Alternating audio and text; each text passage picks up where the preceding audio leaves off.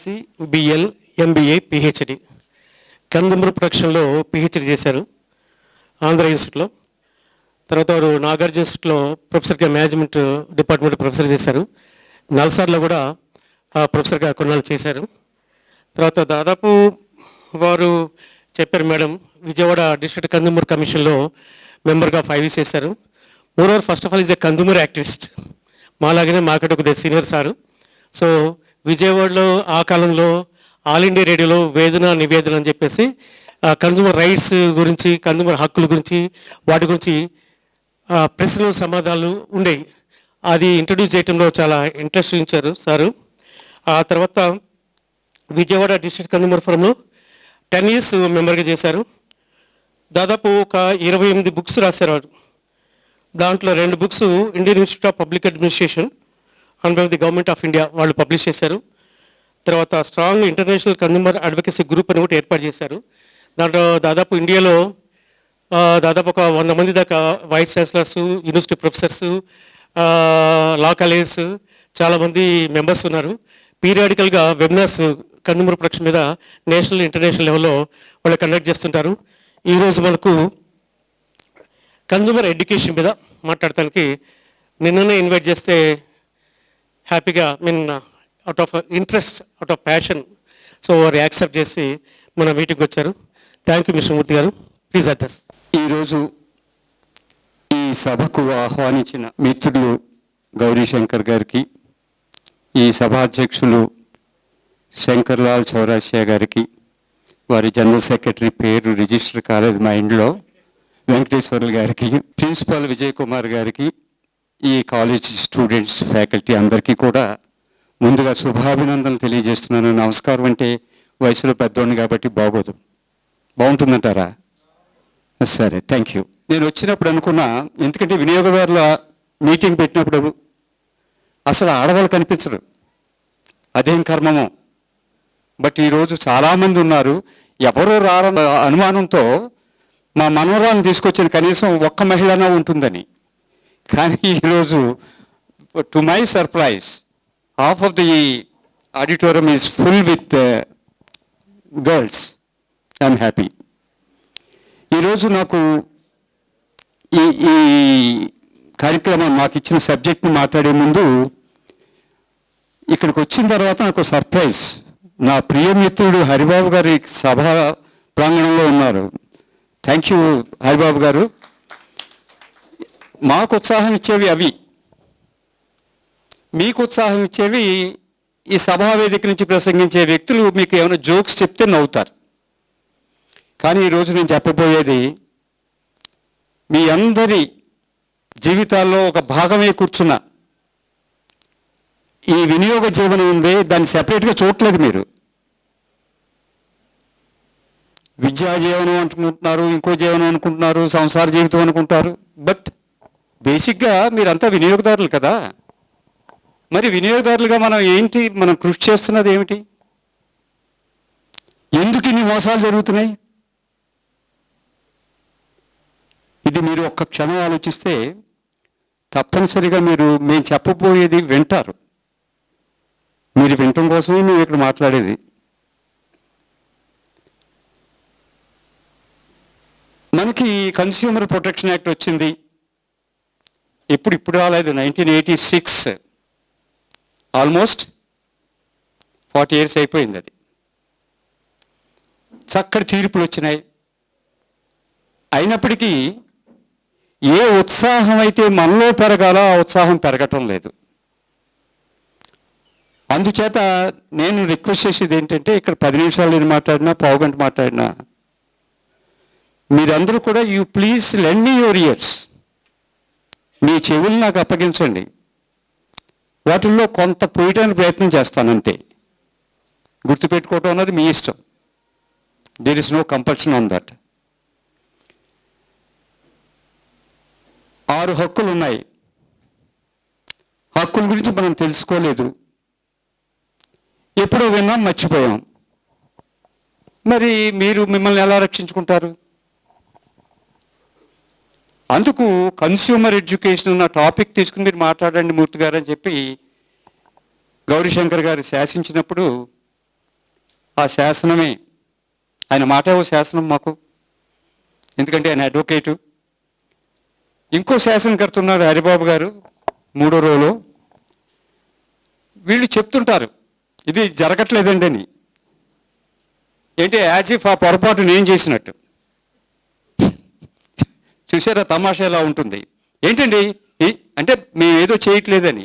చెయ్యాలన్న ఉత్సాహం ఉన్నా కానీ దయచేసి ఒక్క మాట వినండి, మాకు చేసే ఉత్సాహం ఉంది కానీ చేసే అంత వయసు లేదు. మేము ముసలాళ్ళం అయిపోతున్నాం. మరి ఎవరు రారే మమ్మల్ని మా స్థానంలో రావటానికి? ముఖ్యంగా ఇది స్టూడెంట్స్కి ఉద్దేశించి నేను మాట్లాడుతున్నా. మీరు కన్స్యూమర్ లీడర్స్ కాలేరా? అవ్వగలరు, కానీ ఎప్పుడు అవుతారు? కన్స్యూమర్ ఎడ్యుకేషన్ మీ వంట పట్టించుకున్నప్పుడు అవుతారు. కన్స్యూమర్ ఎడ్యుకేషన్ ఎందుకు? మిమ్మల్ని మీరు రక్షించుకోవటం కోసం. కానీ ఈరోజు పరిస్థితి ఏంటి? మీరు ఏ షాప్కి వెళ్ళినా, ఎక్కడికి వెళ్ళినా, మార్కెట్కి వెళ్ళినా ఏవో ప్యాకెట్స్లోనే అమ్ముతారో తప్పించింది ముందులాగా లూజ్గా అమ్మేది ఏం లేదు. మన పరోక్షంలో తూచిన ఆ గ్రెయిన్స్ ఓ ప్యాకెట్లోనే ఇందులో పెట్టి మనకి ఇచ్చేస్తున్నారు. అంతకుముందు అయితే కిరాణా కొట్టుల్లో మన కళ్ళెదురున్న తూచి అది మనకి ప్యాక్ చేసి ఇచ్చేవారు. ఇప్పుడు ఆ ఛాన్స్ లేదు. మీరేమనుకుంటున్నారు? వాడు కేజీ అన్నాడు కదా, మళ్ళీ తూచుకోవడం ఎందుకు? Time waste. ఈ ఆలోచన తప్పు. ప్రతి ఒక్కడో కూడా ఎంతో కొంత మిగుల్చుకోవాలని చూస్తాడు. దాని క్యాస్కేడింగ్ ఎఫెక్ట్ ఎంత ఉంటుందంటే, ఒక్కొక్కరి దగ్గర నుంచి ఈ తూనికలు కొలతాల్లో ఒకడు ఓ 10 రూపాయలు మోసం చేశాడు అనుకుందాం. కానీ ఆ మోసమే ప్రతి ఏటా కోట్ల రూపాయల్లో ఇండియన్ కన్స్యూమర్స్ మోసపోతున్నారన్నది ఒక సర్వేలో బయటపడింది. అంచేత మందు 10 రూపాయలే కావచ్చు, కానీ టోటల్గా మనం అంత నష్టపోతున్నాం. అందుచేత మీరు కన్స్యూమర్ ఎడ్యుకేషన్ అనేది వంట పట్టించుకోవాలి. సింపుల్ థింగ్ ఏం లేదు. మీరు సబ్బో టీ ప్యాకెట్ ఏదో ఒక తీసుకున్నారు, ఏనాడైనా సరే ఆ లేబుల్ మీద ఏం రాసిందో మీరు చూసారా? చదివారా? జీర్ణించుకున్నారా? లేదు. మొన్ననే ఎక్స్పైర్డ్ మెడిసిన్ 2 రోజుల క్రితం వచ్చింది పేపర్లో. ఇది ఎక్స్పైర్డ్ మెడిసిన్ ఓ డాక్టర్ గారు ఎవరికో ఇచ్చారు పేషెంట్కని, ఆ పేషెంట్ చనిపోయాడని తల్లిదండ్రులు మిగతా వాళ్ళంతా చాలా గందరగోళం చేశారు. డాక్టర్ ఇచ్చిన దానికి మనం వెరిఫై చేసేది ఏమీ లేదు. కానీ మరి మీరు సొంత వైద్యం కొద్ది వెళ్ళిపోయి మెడికల్ షాప్లో మెడిసిన్స్ కొనేసి ఆ మెడిసిన్ దాని మీద ఏం రాస్తున్నాడో కూడా చదవకుండా, అది ఎక్స్పైరీ డేట్ కూడా చూడకుండా మీరు మందు వేసేసుకుంటున్నారే. ఇంకా కన్స్యూమర్ ఎడ్యుకేషన్ ఎక్కడుంది అక్కడ? This is what I mean consumer education. వినియోగదారులుగా ప్రతిదీ పరిశీలించాలి. తూకం వేసేవాడంటే తూకం సరిగా ఉందో లేదో పరిశీలించాలి. అది ఎడ్యుకేషన్. మీరు ఎక్కడైనా బేరం ఆడటానికి వెళ్ళినప్పుడు అమ్మేవాడు మీకు ఒక 10 రూపాయలు తగ్గించి ఇచ్చాడు. మీ వెనకాల ఇంకో వినియోగదారుడు ఉన్నాడు, అతను కూడా బేరం ఆడటానికి ప్రయత్నం చేస్తాడు.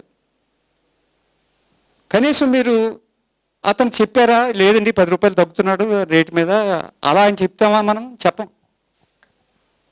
ఫెలో కన్స్యూమర్ని కూడా హెల్ప్ చేయకపోతే మన ఎడ్యుకేషన్ మనకెందుకు? Just try to educate your fellow consumer. That is more important. అది మీరు చేయగలిగితే, మీకు మరి ఇక్కడ కన్స్యూమర్ క్లబ్ మీ స్టూడెంట్స్కి ఉందో లేదో నాకు ఐడియా లేదు, but I request the teachers to ఉందండి. Very good, very good, wonderful. ఆ కన్స్యూమర్ క్లబ్లో మీరు చాలా పక్క రిమోట్ ప్లేసెస్ నుంచి కూడా వచ్చి ఉండొచ్చు, కొంతమంది విలేజెస్ నుంచి కూడా వచ్చి ఉండొచ్చు. మీ విలేజ్లో మీరే లీడరు, మీరు నేర్చుకున్నది అక్కడ చెప్పండి. కన్స్యూమర్ ఎడ్యుకేషన్ అది స్ప్రెడ్ చేస్తే వినియోగదారులంతా సురక్షితంగా ఉంటారు. కన్స్యూమర్ ఎడ్యుకేషన్ మనం స్ప్రెడ్ చేయలేకపోతే వినియోగదారుల పరిస్థితి ఇంకో 20 సంవత్సరాలకైనా ఇలాగే ఉంటుంది. ఇందాక మన శంకర్లాల్ గారు చెప్తూ ప్రశ్నించండి, అన్నారు ఆయన. ప్రశ్నించడం నేర్చుకోవాలి. ఎప్పుడు ప్రశ్నించగలరు? మీరు ఇన్ఫార్మ్డ్ కన్స్యూమర్ అయితేనే ప్రశ్నించగలరు. ఇది స్టాండర్డు, నువ్వు ఈ స్టాండర్డ్లో అమ్ముతున్నావు అని ఆ ఆలోచన మీకు ఎందుకు వస్తుంది? ముందు కొంత ఇన్ఫర్మేషన్ మీలో ఉంది కాబట్టి. Informed consumer is an asset to the nation. ఎలా అంటారా? ఒకసారి మీకు విషయం అర్థమైతే, అది తెలుసుకుని ఎదుటివాడిని ప్రశ్నిస్తే విషయాలన్నీ బయటకు వస్తాయి. అది జరగనంతసేపు కన్స్యూమర్ ప్రొటెక్షన్ లేదు. ఎన్ని కోర్టులన్నా రానియండి, ఎన్ని సభలన్నా చేయనియండి, కన్స్యూమర్ ప్రొటెక్షన్ ఎప్పుడు వస్తుందంటే మనం వివేకంగా ఉండాలి. ప్రతి ఇండివిజువల్ కన్స్యూమర్ కూడా చాలా వివేకంగా ఉండాలి. ఆ వివేకం ఉండాలంటే మీకు తెలియాలి, ఇదిగో ఇది పరిస్థితి, ఇది పరిస్థితి అని. ఇప్పటికీ కూడా ఇవి ఉన్నాయి అని మనం చెప్పుకుంటున్నాం కదా.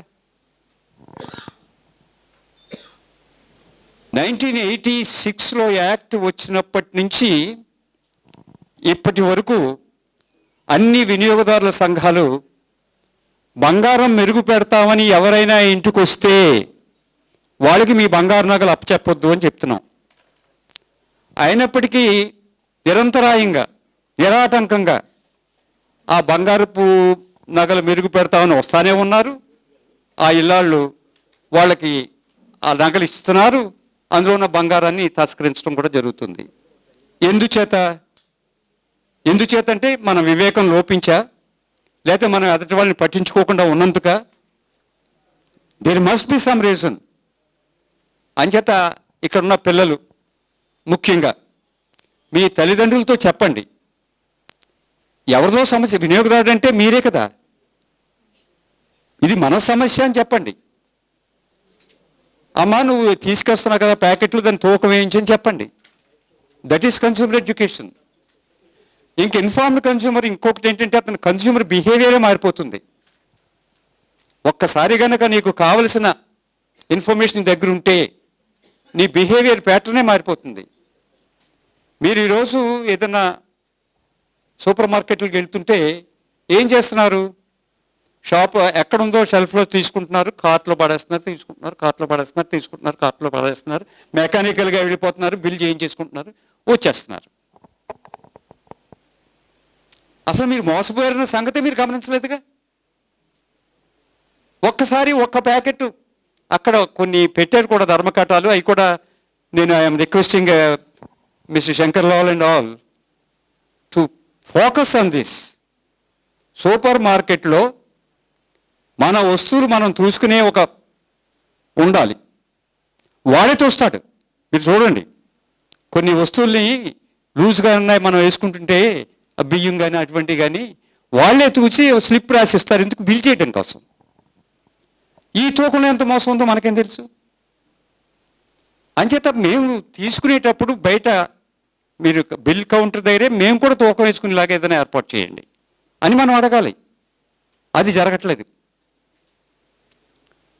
అంచేత అనుమానించండి, అనుమానించడం తప్పులేదు. ఎదటి మీద తిరగబట్టడం తిట్టడం తప్పు, కానీ వాడు మనల్ని మోసం చేస్తున్నాడేమో అని అనుమానించినప్పుడు, ఎందుకంటే ప్రపంచమే మోసపూరితమై కూర్చుంది. ఎప్పుడు చేయగలరు ఇది? మీరు అవగాహనతో ఉన్నప్పుడు. ఈరోజు పరిస్థితి ఏంటి? యుద్ధం జరుగుతోంది. మనకు బాధ్యత లేదా? అంటే మనం మిలిటరీలో లేం కాబట్టి మనం ఎవరితోటి ఫైట్ చేయలేమా? Yes, consumer is the king pin for economy. ఇప్పుడు ఎకనమిక్ గ్రోత్ ఉండదు. లెర్నెడ్ కన్స్యూమర్ ఏం చేస్తాడంటే, అవును ఇప్పుడు యుద్ధంలో ఉన్నాం కదా, పెట్రోలియం ప్రోడక్ట్స్ ఇక్కడికి రావు, అందుచేత జాగ్రత్తగా మనం పెట్రోల్ని ఉపయోగించుకోవాలి. పెట్రోల్ లేకుండా పోయి సైకిల్ మీద వెళ్తే పోయిందేమో దగ్గర దూరాలకి అని చెప్పి బిహేవియర్ మార్చుకుంటాడు. అది విజ్డమ్. ఇది కన్స్యూమర్ ఎడ్యుకేషన్ మీకు ఇచ్చేది. అందుచేత ఎప్పటికో ఏది ముఖ్యమో అది గమనించి మన బిహేవియర్ని మౌల్డ్ చేసుకుంటే అది తప్పనిసరిగా దేశానికి ఉపయోగపడుతుంది, వ్యక్తిగతంగా మీకు ఉపయోగపడుతుంది. మనకి 20 రోజుల పాటు మాత్రమే వచ్చే పెట్రోలియం నిల్వలు దేశంలో ఉన్నాయని అంటున్నారు ఈరోజు. అదే నిజమైతే 20 రోజుల తర్వాత మన పెట్రోల్ రేట్లు పెరిగిపోతాయి. ఎందుకంటే 4 వారాల పాటు నేను చేస్తానని ఒక ఆయన అంటున్నాడు. ఈ యుద్ధాన్ని ఆపేలేదు, 4 వారాలు చేస్తానని. మరి మన గవర్నమెంట్ మనకిచ్చిన అది 2 వారాలకే, మిగతా 2 వారాలు. అంచేత ఈ రోజు నుంచి ప్యానిక్ బయింగ్ వద్దు. ఏం మళ్ళీ పెట్రోల్ దొరకదో లేదని చెప్పి మన ఇంట్లో స్టాక్ చేసుకుంటే కావాల్సిన లేదు అక్కడ. ప్యానిక్ బయింగ్ అన్నది చాలా పొరపాటు. కన్జ్యూమర్ ఎడ్యుకేషన్ ఇది ముఖ్యం. ఎదుటి వాడు అవసరాలకి లేకుండా మనమే తీసేసుకుందాం అన్నది తప్పు. So as a consumer you must lead always a responsible behaviour. ఇది చాలా ముఖ్యం. ఇంక అంతేకాకుండా పర్యావరణ పరిరక్షణ ఏదో రిచువలిస్టిక్గా చేస్తే జరుగుతాయి. ప్రతిసారి ప్రభుత్వం వాళ్ళు వస్తారు, ప్రతి కాలేజీలోనూ ప్లాంటేషన్ జరుగుతుంది, ప్రతి కాలేజీలోనూ మొక్కలకి నీళ్లు పోసేలాగా ఆ సీజన్లో చేస్తారు. ఎందుకంటే ప్లాంటేషన్ అన్నది ఓన్లీ రైనీ సీజన్లో జరుగుద్ది. ఆ 3 నెలల కాలంలో మీరు మిస్ అయిపోతే మళ్ళీ సంవత్సరం వరకు మీకు అవకాశం రాదు. చెట్లు కొట్టేస్తున్నారు. ఇంట్లో అతను అన్నీ పెంచుకుంటాడు, తన ప్రహరీ గోడ ముందు పెద్ద చెట్టు వచ్చింది, ఆ చెట్టు మీద ఎక్కి దొంగలు మా దాంట్లోకి వచ్చేస్తారేమో అని రోడ్డు మీద ఉన్న చెట్టును నరికేస్తున్నాడు. మీ కళలో పడితే ఏం చేస్తారు మీరు? మనకెందుకు వచ్చిన గోల కాదు. ఆ చెట్లు నరికేయటం వల్ల ఈరోజు ఉష్ణతాపం ఎంత పెరిగిపోయింది. అంచేత ఎన్వైరన్మెంట్ని మీరు పొల్యూట్ చేస్తే ఆ పొల్యూట్ చేసిన ఎయిర్ని మీరే పీలుస్తారు, ఇంకెవరు పీలుస్తారు? స్కూటర్ ఉంది కదా అని చెప్పి రయ్యమని ప్రతిసారి పక్కన ఇంటికి కూడా స్కూటర్ స్టార్ట్ చేసి వెళ్ళిపోతుంటే, ముఖ్యంగా ఐఎమ్ అలర్టింగ్ ది స్టూడెంట్స్, మీరు నడవాలంత దూరం నడవండి, ఆరోగ్యంగా ఉంటారు. మోటార్ సైకిల్ తీశారంటే you are releasing tons of pollution in to the atmosphere. అది తప్పు. ఇదేం త్యాగం అనుకోవద్దు. రేపు మీ పిల్లలు వస్తారు. మేము హాయిగానే గాలి పీల్చుకున్నాం మా చిన్నప్పుడు. ఈనాడు పిల్లలు ఎవరు హాయిగా గాలి పీల్చుకోవడానికి లేదే. అంచేత ఎక్కడ మనం వాడకూడదో మోటార్ వెహికల్స్ని అక్కడ మానేద్దాం. అది తప్పనిసరిగా మనం పాటించాల్సింది అది. అలాగే బిల్లు విషయంలో బిల్లు మీ చేతిలో ఉంటేనే మీరు కన్స్యూమరు. బిల్లు లేకపోతే మీరు కన్స్యూమర్ కాదు. మేమేదో చెప్తాం ఇలా వేదికల మీదకి వచ్చి, పుట్టినప్పటి నుంచి చనిపోయే వరకు మీరు వినియోగదారులే అని. కోర్టులు అంగీకరించవయ్యి. ఎందుకంటే కన్స్యూమర్కు డెఫినేషన్ ఉంది కన్స్యూమర్ ప్రొటెక్షన్ యాక్ట్లో. ఎవరైతే మూల్యం చెల్లించి వస్తువుల్ని కొంటారో, సేవల్ని వినియోగించుకుంటారో వాళ్ళే వినియోగదారులని ఉంది అందులో. అంచేత నేనే మనిషినే కదండి, నేను వినియోగిస్తున్నాను కదండి అంటే కోర్టు ఒప్పుకోదు. నువ్వు ఎవరి దగ్గర కొన్నావు? అతన్నే కదా చేయాల్సింది, బాధ్యుడిని. ఈ రకంగా తెలుసున్న వాళ్ళు అంటే తెలుసున్న వాళ్ళకి తెలుసుంటే సరిపోదు. నేను రాగానే ఎందుకు మహిళలు ఉండరు అని ఆక్రోశం వెలిపించానంటే, మగవాళ్ళం మనం ఉన్నాం, నేను కలుపుకుంటున్నాను అని చేత మీరు నన్ను కోపంగా చూడకండి. వినేసి మర్చిపోతాం, అది మన లైఫ్ స్టైల్. ఇంటికి వెళ్ళి కనీసం భార్యతో కూడా చెప్పే పరిస్థితి లేదు. అదే ఆడవాళ్ళకి చెప్పామనుకోండి, వాళ్ళు ముందు పక్కింటి పిన్నిగారిని పిలుస్తారు. పిన్నిగారు ఇదట్టండి, వెళ్ళింది వార్త కనీసం పక్కవారికి. Educative women, she educates the entire family. మనం చిన్నప్పటి నుంచి వింటున్నాం ఈ మాట, కానీ దాన్ని ఆచరణలో పెట్టలేదు. అంచేత నెక్స్ట్ టైం మీరు ఎవరైనా సరే ఆచరణ అంటే ఏంటంటే, ఆడవాళ్ళకి మనం సభలకు పిలిస్తే వాళ్ళు తప్పనిసరిగా ఇదంతా రికార్డ్ చేసుకుని, అమ్మ ఆడపిల్లలు మీరు విన్నారని చెప్పింది, కొంతమంది నిద్రపోతున్నారా? ఆ సెంటర్లో కూర్చున్న ఆడపిల్లల గురించి అడుగుతున్నాను నేను. ఒక అమ్మాయి ఏమో ఏంటి నేదో చెప్తున్నాడు అన్నట్టుగా చూస్తుంది, ఇంకో అమ్మాయి ఏమో కోపంగా చూస్తుంది. మరి కొంచెం కష్టం కదా స్పీకర్కి. ఓకే, నాకు చక్కటి అవకాశం ఇచ్చారు, విన్నారు, విన్నదేదో గుర్తుపెట్టుకుని మీరు 10 మందికి పంచితే బాగుంటుందన్న ఉద్దేశంతో మరొక్కసారి ఈ నిర్వాహకులకు, ముఖ్యంగా శంకర్లాల్ గారు నా వైపు చూస్తే, ఎందుకంటే మీరు చాలా బిజీగా ఉన్నారు అంచేత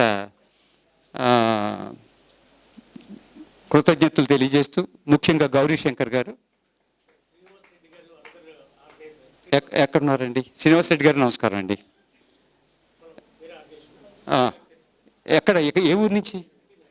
సిటీలోనా? వెరీ గుడ్, రైట్ అండి. Thank you.